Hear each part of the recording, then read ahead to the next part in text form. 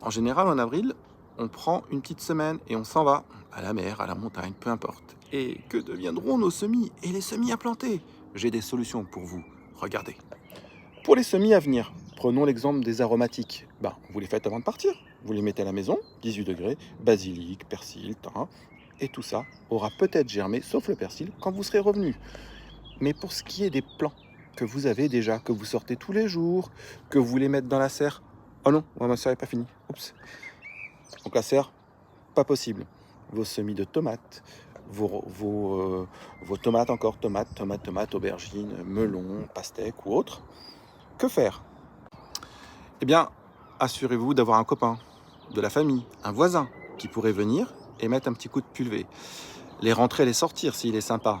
Moi, pour ma part, je vais les mettre sur ma table de séjour pour ce qui ne craint rien, ce qui ne peut plus filer.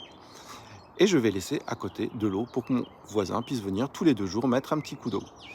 Maintenant, pour ceux qui ont la chance d'avoir une serre, vous pouvez les laisser dans la serre, mais attention, ils ont prévu des 3-4 degrés, là par exemple en Ile-de-France.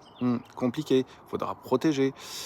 Voilà, je vous laisse faire, mais personnellement, je les rentre et mon voisin va venir me les arroser. Je les mets sur la table, face euh, à la fenêtre, et ça devrait bien se passer. Et à côté de ça, j'ai mon petit meuble à semis dans lequel je mets ce qui craint, comme les patates douces, comme par exemple les aubergines.